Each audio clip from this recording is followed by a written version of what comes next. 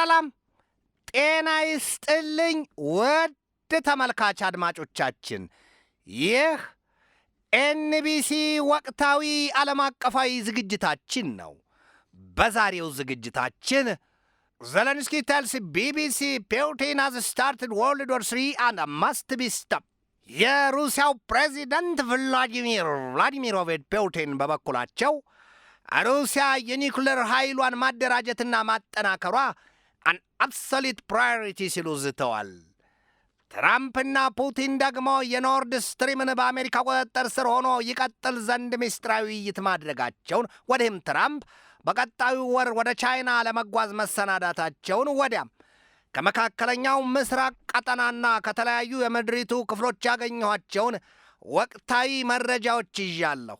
እስከ ዝግጅቱ ፍጻሜ ድረስም አብራችሁኝ ትዘልቁ ዘንድ የአክብሮት ግብዣዬ የአየር ሞገዱን ሁሉ አሳብሮ ከልባችሁ ይድረስ የምላችሁ አዘጋጅቼ የማቀርብላችሁ ትዕግስቱ በቀለ ነኝ። በዚህ በተያዘው ሳምንት በኮሪያ ልሳነ ምድር የውሃ ክልል ሰማይ ላይ የአሜሪካና የቻይና የጦር ጀቶች ሊጋጩ መፋጠጣቸው ተሰምቷል። እባብ ለእባብ ይታይ ካብ ለካብ። የሁለቱ ልዕለ ኃያላን መንግሥታት አንድ ጊዜ በመካከላቸው ሰላም ያለ ለማስመሰል በየአደባባዩ ይታያሉ ይሏቸዋል። መለስ ሲሉም ደግሞ ለከፋ አደጋ መቃረባቸው ነው የሚገለጠው። አሜሪካና ቻይና በየትኛውም ዘመን ቢሆን ከዚህ በኋላ በሚመጡት ዘመናትም ይሆን ካለፉት ዘመን አንጻር ወደ ከፋ አዘቅት የመጓዛቸው ነገር ካልሆነ በስተቀር ወደ ሰላማዊና ሚዛናዊ የሆነ ግንኙነት ይሄዳሉ ወይም ይደርሳሉ ተብሎ አይታሰብም ይላሉ ታዛቢዎቹና የፖለቲካውን ዘርፍ በጥልቅ የሚቃኙት አካላት። እንዴት ቢሉ ደግሞ ሁለቱ ሀገራት የሚያቃቅራቸውና ሁልጊዜ ትን እያለ ወደ ነገር የሚመራቸው የሌላም ሳይሆን የቅናት አባዜ ነው ይሏቸዋል። አሜሪካ በዓለም ላይ በምጣኔ ሀብት ቢሉ በወታደራዊ ጥበቧና በወታደራዊ ኃይሏ የፊት አውራሪነቱን ደረጃ ይዛለች። ከዚያ ከአሜሪካ ቀጥሎ በሀብት ዘርፉ ሁለተኛ የነበረችዋ ጃፓን ነበረች። ነገር ግን ዛሬ ላይ ጃፓንን በወንፊትም በሰፌድም ከሚንገዋለለውና ከሚነፋው በላይ እንደ እንችፍ አንገዋላና አስቀርታ ቻይና ሁለተኛ ደረጃን ይዛለች። ቻይና ሁለተኛ ደረጃ የያዘችው ደግሞ በወታደራዊ ኃይልም ጭምር ነው። በምጣኔ ሀብት ብቻ አይደለም። እነርሱ ኢኮኖሚ በሚሉት የምጣኔ ሀብት ቻይና ሁለተኛ ደረጃ ናት ከአሜሪካ። ይሄ ብቻ አይደለም የሚያስደንቀው። አሁን ቻይና የአሜሪካንን የምጣኔ ሀብትም እየተገዳደረችው ነው።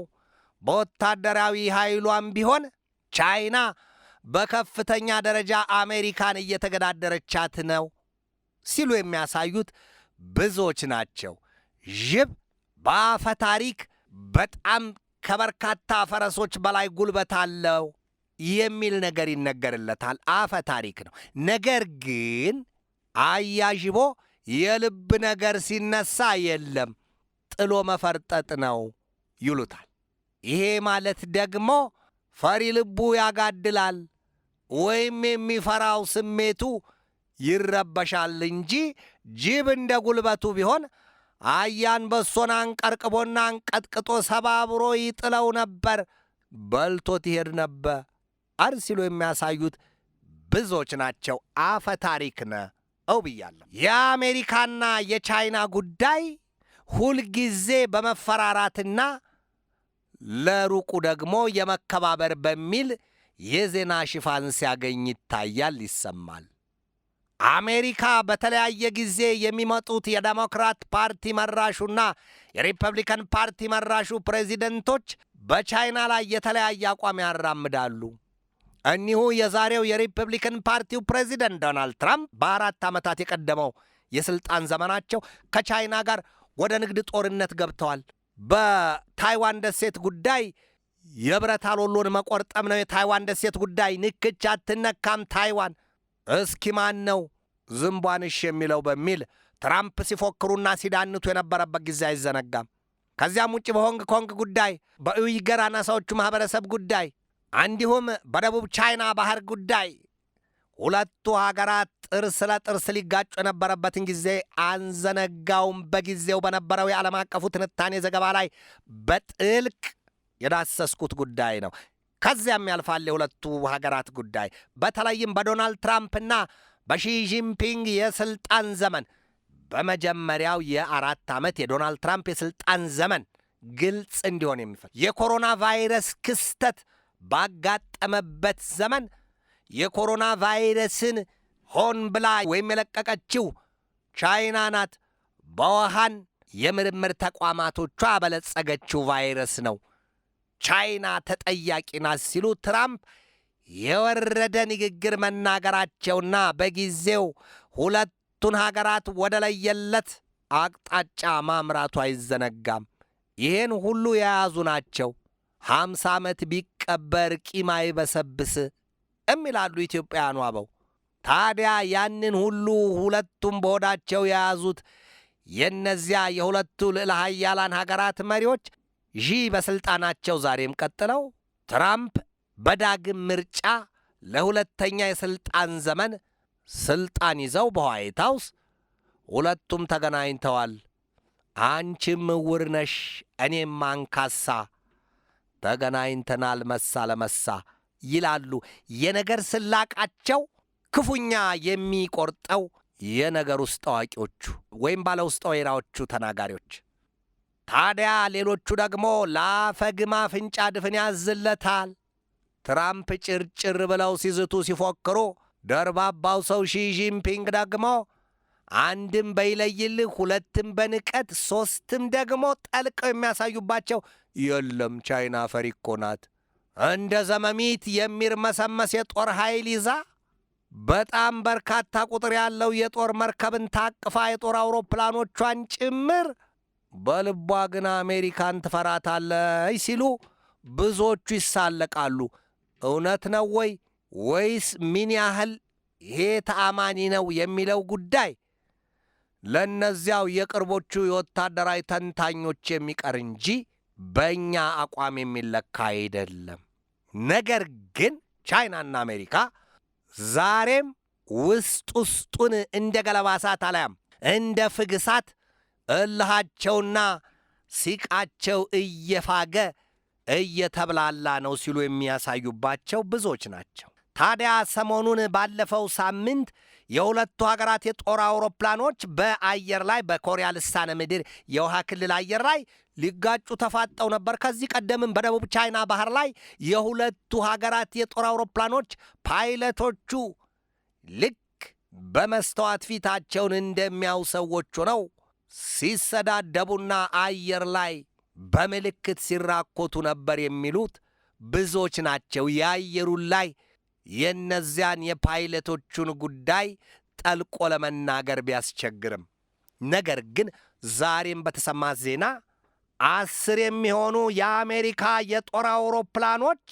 ወደ ቻይና የአየር ክልል መጠጋታቸውን፣ እነዚያ የአሜሪካ የጦር አውሮፕላኖች ከደቡብ ኮሪያ የጦር አውሮፕላኖች ጋር የጦር ልምምድ ላይ ነበሩ። ታዲያ ሄድ መለስ እያሉ ወደ ቻይና የአየር ክልል ሰብሮ ለመግባት መቃረባቸውን የውስጥ አዋቂዎቹ ያሳያሉ። በዚህ ጉዳይ ላይ ግን ከቻይና መንግስትም ይሁን ከቻይና ጦር ኃይል የተሰጠ ማብራሪያ የለም። የአሜሪካ መንግስት ቢሆን ያወጣው ፍንጭ የለም። ገና የሰሞኑን ዜና እንጠብቃለን። አሜሪካ በደቡብ ኮሪያ ከ28500 በላይ ወታደሮች ማስደፈጧ ቢታወቅም በጉዳዩ ዙሪያ ግን እነዚያ በዚያ በደቡብ ኮሪያ ያደፈጡት የአሜሪካ ወታደሮች አዛዦቻቸውም ይሁኑ ሌሎቹ አንዳች ከላም አልተናገሩም፣ ፍንጭ አልሰጡም። ቻይና በታይዋን ደሴት የሉዓላዊነትና የባለቤትነቷ ጉዳይ በደቡብ ቻይና ባህርና በታይዋን ደሴት አቅራቢያ የጦር ኃይሏን በግዙፍ መጠን ማስፈሯ ይነገራል። ሁለቱ ሀገራት በታይዋን ደሴት ነገሩ ይውላል ያድራል እንጂ በምንም መንገድ ቢሆን ቻይናና አሜሪካ ወደ ግዙፍ ጦርነት የመግባታቸው ነገር ተቆርጦ የተቀመጠ ነው። ነገር ግን ጊዜ ወይም ቀን ወይም ዓመታት ሊገፉ ይችሉ ይሆናል። ገሚሶቹ በ2027 ድረስ ይላሉ፣ ከፊሎቹ ደግሞ የለም ከዚያ ወዲህ ለምን አትጠብቁም? 2027ም ከሆነ 1 ዓመት እኮ ነው የቀረው። ለጦርነት የሚሰጥ ቀጠሮ ጊዜ ነው እንጂ ቁም ነገራም የዚህ ዘመን ሥልጣና አኮራ ይላሉ ተቾቹ። በቅርቡም በቻይናና በጃፓን መካከል ውጥረቱ ክፉኛ መካረሩ አይዘነጋም። የዚያ ቀጠና ጉዳይ ወይም የእስያ ቀጠናዎቹ ከፍተኛ ባላንጣ የሚባሉት ሀገራት ጃፓንና ቻይና፣ ሩሲያና ጃፓን፣ ቻይናና የታይዋን ደሴት፣ አሜሪካ እዚህ መካከል ትመጣና ደቡብ ኮሪያም ብትሆን አትነካም። ታይዋን ደሴትም ይሁን የደቡብ ቻይና ባህር የዓለም አቀፉ ሕግ ያጎናጸፈን በነጻነት የመዘዋወር መብታችንን ተጠቅመን እንዳሻን እንርመሰመስበታለን። ቻይና የደቡብ ቻይናን ባህር የራሷ ሉዓላዊ ግዛት አድርጋ ነው የምትቆጥረው።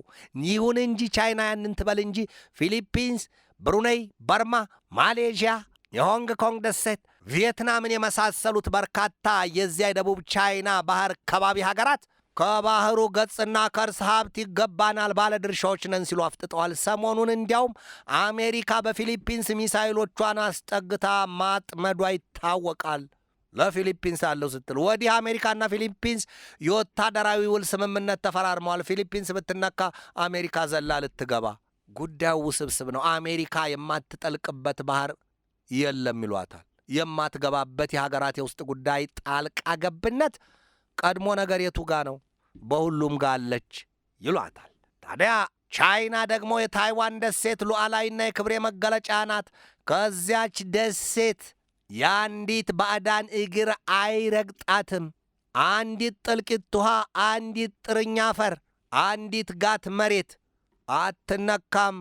ጊዜው ሲመጣ የታይዋን ደሴት በውድም ቢብላለች፣ በግድ ግን ተቀላቅላ ሰጊድ ሰላም ስትል ከእናት ምድሯ ቻይና ጋር አንድ ትሆናለች። ያለበለዚያ ግን ያንን የማትቀበል ከሆነ የታይዋን ደሴት ከከበባት ባህር ጥልቅ ስፍራ ዘግጣ በዋናም የማትገኝ መድረሻዋ የሚጠፋ ትሆናለች ሲሉ የቻይናው ፕሬዚደንት ሺጂንፒንግ ደግመውና ደጋግመው አስጠንቅቀዋታል። የታይዋን ደሴት አሜሪካ ደግሞ ምን ሲደረግ ነው የምትለው? በዚሁ የታይዋን ደሴት ጉዳይ የተነሳ ላገባው ገብቶ አለች ድምፃዊቷ። የጃፓኗ ጠቅላይ ሚኒስትር ወይዘሮ ሳናኤ ታካይቺ በአንድ ወቅት በቅርቡ ቶኪዮ ኩድ ሌጋሊ ጃስቲፋይ ቱ ዲፕሎይ ኢትስ ሚሊትሪ ኢን ዘ ኢቨንት ኦፍ ኤ ቻይኒዝ ኢንቬዥን ኦፍ ታይዋን፣ ቻይና በታይዋን ደሴት ላይ ወረራ የምትፈጽም ከሆነ ቶኪዮ የጦር ኃይሏን ታሰፍራለች ወይም ታዘጋጃለች፣ ታስደፍጣለች። የቀበጥ ሁለት ሞት አይገኝም። አፍ ሲያመልጥ ጸጉር ሲመለጥ አይታወቅም። አዲሲቷ የጃፓኗ ጠቅላይ ሚኒስትር ወይም በዚያች አገር ታሪክ የመጀመሪያዋ እንስት ጠቅላይ ሚኒስትር ምን ቅብጥ ምን ጥልቅ አርጓቸው ያንተናገሩ። የቻይና ባለሥልጣናት እሳት ለብሰውና እሳት ጎርሰው ሴትዮዋን አብጠልጥለዋቸዋል። እስከ ዛሬም ጥርሳቸውን ነክሰው ነው የሚያዋቸው። የጃፓንን ካርታ ሲመለከቱ ለወትሮውም ሆዲ አባውን ብቅል ያወጣዋል ነው። ለወትሮውም እነዚያ ሁለቱ ሀገራት ግዙፍ ጦርነትን ተዋግተዋል። ከዚያም ወዲህ ሁለቱም በያጠራራቸው ዲያውና ሴንካኩ ሲሉ በሚጠሯቸው ደሴቶች ጉዳይ ገና መሽ ተዋጉና እየተዘጋጁ አይደለም ወይ? ገና ያሞጠሞጠው ባጫቸው ሳንኮፉ እዚያው እንደ ርዕደ መሬት በየልባቸው እያበጣቸው አይደለም ወይ የሚሉት ብዙዎች ናቸው። በተመሳሳይ ያች ሀገር ጃፓን ከሩሲያም ጋር በኪሪል ደሴቶች ጉዳይ ገና ግዙፍ ጦርነት ይጠብቃታል። ይህ ሁሉ ጉዳይ ግን የአሜሪካንን ኃይል ሊከፋፍለው አይችልም ወይ ሲሉ የሚያሳዩት ብዙዎች ናቸው። ግድ የለም ይላሉ የአሜሪካ ሹማምንት። በ86 ሀገራት ከ850 በላይ የጦር ማዘዣዎች አሉን። ለማንም የሚደክምና የሚዝል ክንድ የለንም፣ የሚታጠፍ ግንባር የለንም ይላሉ። በእርግጥም ለማሳያነት ሲጠቅሱ በቅርቡ የቬኔዙዌላውን ፕሬዚደንት የዚያን ያህል የጦር ኃይላቸውን አብዝተው አስደፍጠው ገብተን ምሽታቸውና እሳቸውን ከሞቀቅፋቸው አውጥተናቸው አላሳየናችሁም ወይ? ከቶም እኔን ያየህ ተቀጣ ነው፣ ልብ ያለህ ልብ በል ሲሉ ያስጠነቅቁበታል። በቻይናና በሩሲያም ቢሆን ተመሳሳዩን እናደርጋለን ነው ጉዳዩ። በአግቦ ሲገልጡ የአሜሪካ ባለሥልጣናት ወይም በጎንኛ ሲናገሩ ኢትዮጵያውያኑ ሾርኒ ይሉታል። በዚያ ሲገልጡት ማንንም አንፈራም፣ ይህንኑ እናደርጋለን ማለታቸው ነው ይሏቸዋል። ቻይናም በቅርቡ አንድ ሚስጥር አውጥታለች። ምናልባትም በኢራን ያየሁት የአሜሪካ የቢ2 የጦር አውሮፕላኖች የኒውክሌር ጦር መሳሪያ ስፍራዬን አበጥረው ቢያበራዩት ስትል ፍርሃቷን ገልጣለች። ይሄ ሁሉ ባለበት በዚህ ሁሉ ምስቅልቅልና ምስጥርጥር የአሜሪካና የቻይና ጉዳይ የአሜሪካው ፕሬዚደንት ዶናልድ ትራምፕ ወደ ቻይና ለመጓዝ ተዘጋጅተዋል የሚል መረጃ ወጥቷል። መቼ ነው የሚሄዱት ለመሆኑ ተብሎ ሲጠየቅ በእነርሱ በአውሮፓውያኑ መጋቢት 31 ይጓዙና እስከ ሚያዝያ 2 ድረስ በዚያ በቤጂንግ በቻይና ማጀት ይቆያሉ፣ ይከርማሉ ነው የተባለው። ትራምፕ ወደ ቻይና የሄዱት እንደ አውሮፓውያኑ አቆጣጠር ከዚህ ቀደም በ2017 ሲሆን ያ ደግሞ በአሜሪካ ፕሬዚደንቶች ታሪክ የቅርብ ጊዜ ሆኖ ተመዝግቧልም ነው የተባለው። አሜሪካ ለታይዋን ደሴት የ14 ቢሊዮን ዶላር የጦር መሳሪያ ሽያጭ ለማድረግ መፈራረሟን የቅርብ ጊዜ መረጃ ያመለክታል። ያ ሁሉ በትራምፕም በሺጂንፒንግም ልብ አለ። አሜሪካኔ ብቻ ተጠቅሜ አልያም እንዲያው አልታወቀብኝም፣ ቢታወቅስ ምን ይመጣል በሚል አንድም በንቀት አንድም በከፋ ድፍረት ነው ወደዚያ የምትጓዘው ይላሉ ብዙዎቹ የነገር ሰንጣቂዎቹ። ትራምፕ ከቻይናው ፕሬዚደንት ሺጂንፒንግ ጋር ተገናኝተው ለመወያየት የቀጣይ ሚያዝያን ወር መቁረጣቸው ሲነገር፣ ትራምፕና የሩሲያው ፕሬዚደንት ቭላዲሚሮቪች ፑቲን ደግሞ በኖርድ ስትሪም ጉዳይ በምስጢር መዶለታቸው ነው የተሰማው። የኖርድ ስትሪም የቧንቧ መስመር ወደ አውሮፓ የሚመግበው ትልቁ የቧንቧ መስመር ነው። በዚያ የኖርድ ስትሪም የቧንቧ መስመር ላይ ብዙ ጊዜ ጥቃት ተፈጽሟል እየተባለ አውሮፓኑ እርስ በርስ ከሩሲያ ጋር ሲፋጠጡና ሲነታረኩ እንደነበር አይዘነጋም። ነገር ግን ከዚህ በኋላ ይላሉ የአሜሪካው ፕሬዚደንት ዶናልድ ትራምፕ በምስጢር ከሩሲያው ፕሬዚደንት ቭላዲሚሮቪች ፑቲን ጋር አድርገውታል የተባለው ድርድር የኖርድ ስትሪምን አሜሪካ ትቆጣጠረዋለች። ከዚህ በኋላ የአውሮፓውያኑ እጅ አያርፍበትም። አሜሪካ በዚህ ወቅት በተለይም በትራምፕ አስተዳደር ስትመራ ከአውሮፓ ጋር አባሮቿ ለሩሲያና ለቻይና ያደላ ልቧ ሚዛኑ ደፍቶ እየታየ ነው በሚል ትታማለች። መታማት ብቻም አይደለም፣ የዚህ መሰሉ መረጃ ይወጣል። ትራምፕ በቀጣይ ሚያዝያ ወር ወደ ቻይና ለመጓዝ ካቀዱ ወዲህም ከሩሲያው ፕሬዚደንት ጋር በኖርድ ስትሪም ባለቤትነት ጉዳይ እኔ ልምራው፣ አንተ ጋር ማንም አይደርስም፣ የትኛውም አውሮፓዊ ሀገር ምንም አይነት አደጋ ያሰጋውም ካሉ ምን ሊከሰት ነው? ምን ማለት ነው? ትራምፕ ይሄንን ይበሉ እንጂ ግን ሩሲያና ቻይና አሜሪካን አያምኗትም። ቀድሞ ነገር ላፍታም አያምኗትም ነው የሚባለው። አሜሪካ ቀድሞ ወዳጅ ታውቃለች ወይ? መተማመንስ ትችላለች ወይ? የማይተማመን ባልንጀራ በየወንዙ ይማማላል። ግሪንላንድን ያህል ደሴት ከአውሮፓ አጋር አባሮቿ በተለይም በፊት አውራሪነት ከምትመራዋ የኔቶ ሀገር ከዴንማርክ ላይ ልትቀማው ወስና ተቀምጣ የለም ወይ? ካናዳንስ ቢሆን የኔቶ አባል ሀገር አይደለም ወይ? 51ኛ ግዛት ያደርገዋለሁ ብለዋል ትራምፕ።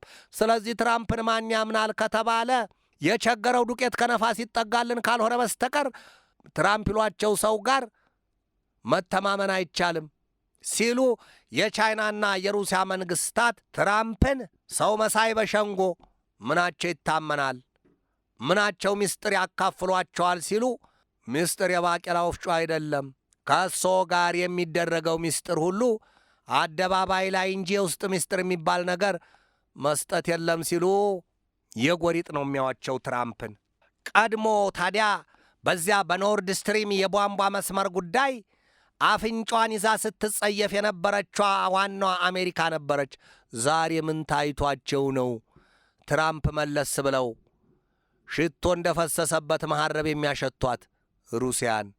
እነዚያ ሀያላኑ ሀገራት በተለይም ሩሲያና አሜሪካን ስንመለከት በአላስካ ግዛትም የሩሲያው ፕሬዚደንት ፑቲን በአሜሪካ ላይ ጥርሳቸውን ነክሰዋል። የአላስካን ግዛት መልሼ ባልጠቀልለው እኔ አይደለሁም፣ መጀመሪያ ግን የዩክሬንን ላጠናቀው፣ ከዚያም የጃፓንን የኩሪል ደሴት ጉዳይ ልፍታው፣ ወዲህም የእነዚያን የባልካን ቀጠና ሀገራቱን ጉዳይ መልሶ በነበረበት ጎድኑን ልትከልና ልሰፋፋውና ከዚያ በኋላ ወደ አላስካ መለስ ስላለሁ ይላሉ ፑቲን። ዕድሜ ብቻ ነው የሚለምኑት ነው የሚባለው ፑቲን። ትራምፕም ቢሆኑ ለሁለት ዘመን የሚገድበውን የሀገራቸውን ሕገ መንግሥት ጉዳይ አፈራርሰው ጥለው እርሳቸው በዳግምና በቀጣይም የምርጫ ዘመን ሊፎካከሩና አሜሪካን ሊመሯት እንዳለሙ ቀድመው ተናግረዋል። ከቻይናም ጋር ቢሆን አሜሪካ ቀደም ሲል በገለጥኩት መልኩ በታይዋን ደሴትና በደቡብ ቻይና ባህር ጉዳይ፣ በንግድ ጦርነትም፣ በኮሮና ቫይረስ የምንጩ ጉዳይም ይሁን በሆንግ ኮንግና በኡይገር አናሳዎቹ ማህበረሰብ ጉዳይ አልተመለሰም፣ አልተፈታም ጥያቄያቸው። ቀድሞ ነገር በላው ላይ የሚደራረብ ሌላ ጥያቄ ይነሳል። ምናልባት ትራምፕ ወደ ቻይና ተጉዘው በቀጣይ ሚያዝያ ወር ይቅርታ ብለው ሊጠይቁ ወይስ አስፈራርተው ሊመለሱ? ጊዜውን መጠበቅ ብቻ ነው መልሱ። ከዚያው ከእስያ ቀጠና ሳንወጣ ሰሜን ኮሪያና አሜሪካ ምንጊዜም እንደተፋጠጡና ውጥረታቸው እንደተካረረ ነው።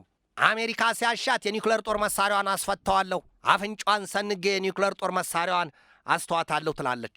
የሰሜን ኮሪያው መሪ ኪም ጆንጉን በበኩላቸው ልብ ያውቃል፣ ሙያ በልብ ነው፣ ይግቡ ይሏቸዋል።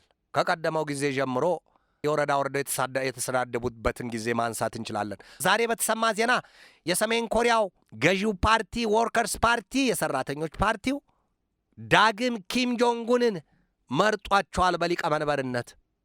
ታዲያስ የሀገሪቱ መሪ እሳቸው ሆነው ይቀጥላሉ ማለት ነው። ይሄ ደግሞ ለአሜሪካ ምርቅና ፍትፍት ይሉትን አሊያም የጉሮሮ ላይ አጥንት ይሉትን ነው የሆነባት። ሰሜን ኮሪያ በኪም እየተመራች የኒውክሌር ጦር መሳሪያዋንና የሀገሯን የመከላከያ ኃይል ምንኛ ማፈርጠሟን ብዙዎች ይመሰክራሉ። አልበገርም ባይናት ሰሜን ኮሪያ። ወዲህም ከሩሲያና ከቻይና ጋር ያላት ግንኙነትና ኅብረት በጥንካሬው የማይደፈር ነው፣ የማይገሰጽ ጥንካሬ አለው። ለአሜሪካ ይሄ ሁሉ ትልቅ መርዶ ነው። ደግሞ ምን መላ ወይም ምን ስላሽ ትፈጥር ይሆን አሜሪካ? ይህንንም ጊዜ የሚጠበቅለት ጉዳይ ነው። በቀጥታ ወደ መጨረሻ ያደረግነው የዕለቱ የአሜሪካ የኢራንና የኢዝራኤል ፍጥጫ ጉዳይ እናልፋለን። አሜሪካና ኢራን። አሁን አሜሪካ ኢራንን የፈራቻት ነው የምትመስለው ይሏታል። እንዴት ቢሉ ደግሞ ቀጣይ ሐሙስ እንደራደር ብላለች አሜሪካ። ነገር ግን ከዛ ወዲህ የወጣው መረጃ ምንድን ነው የሚለው? ምናልባትም ዛሬና ነገ አሜሪካ ኢራንን ትመታታለች።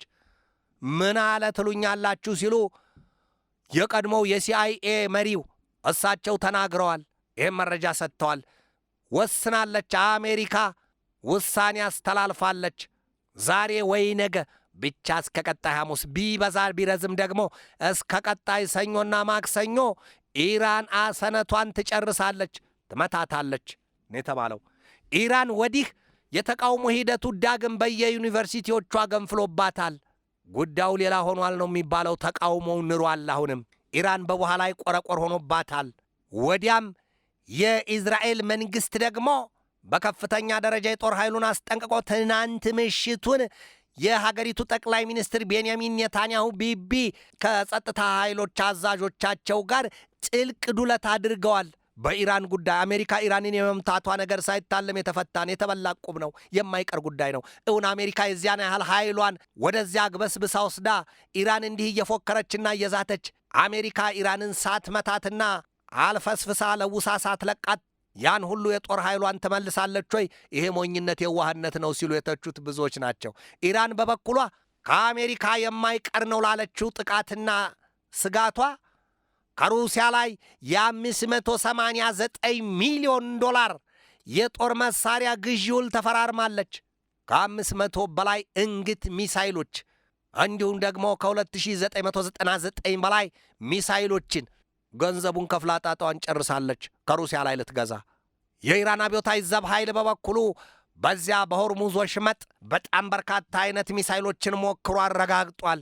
ከዚህ በኋላ ሲል በኢራቅ ድንበር ኢራንና ኢራቅ በሚዋሰኑበት ድንበር ላይ እጅግ መርዘኛና መዘዘኛ የተባሉ የረዥም ርቀት ተምዘግዛግ ሚሳይሎቹን በኢዝራኤል ላንቃና በዚያ በመካከለኛው ምስራቅ ቀጠና ሀገራት እንዲሁም በባህረ ሰላጤው ቀጠና ሀገራት ላይ ደግኖ ቁጭ ብሏል ነው የተባለው። ጣጣውን ጨርሷል። የኢራኑ መንፈሳዊ መሪ አያቶላ አሊ ሰይድ ካሚኔይ ደግሞ ሀገሪቱ የለም እኚህን ሰው በስተርጅና ትገድልብኛለች ስትል በከፍተኛ አማካሪያቸው አሊ ላሪጃኒ ተክታቸዋለች። ለጊዜው ቁልፉን ኃላፊነትና የጦሩን መምራት ስርዓት አሊ ላሪጃኒ እንዲመሩት ስትል ኢራን እኛን አዛውንቱን መንፈሳዊ መሪዋን ሸሸግ ከተታርጋቸዋለች የሚል መረጃ ወጥቷል። ዓለም እዚህ ሁሉ ውጥንቅጥ ውስጥ ገብታ የእሳት ባህር ዋና ሆኖባታል። አቋርጣ አትወጣ ወይ ጀምራ አትተወው። ይህ ሁሉ ሆኗል። የሰላም ነገር ዓለም ባፍንጫዋ ወጥቷል።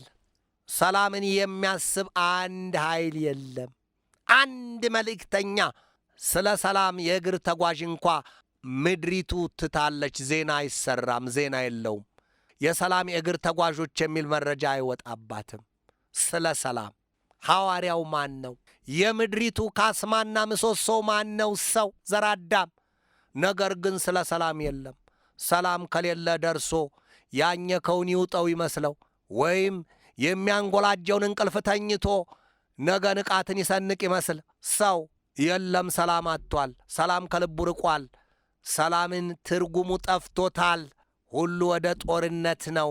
ከአፍሪካ እስከ አውሮፓ፣ ከላቲን አሜሪካ እስከ ሰሜን አሜሪካ የበረዶው ግግሩ አገር እና አንታርክቲካና አትላንቲክ ውቅያኖስ፣ እነዚህ በሙሉ እስያ ቀጠና አንድ ቦታ ምድሪቱ በሰባቱም ክፍለ ዓለማቶች የሰላም ነገር ነጩ ሰንደቅ ዓላማ ሲውለበለብ አይታይም፣ አይሰማም።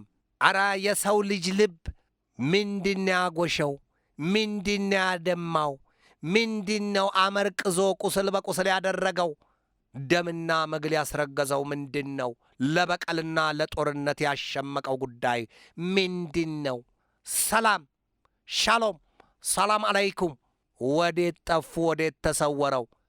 ወደ ኤንቢሲ ተመልካች አድማጮቻችን የዛሬን በዚህ ተሰናበትኳችሁ።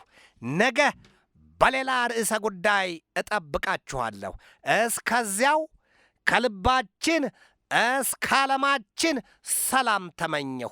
በድጋሜ ሰላም።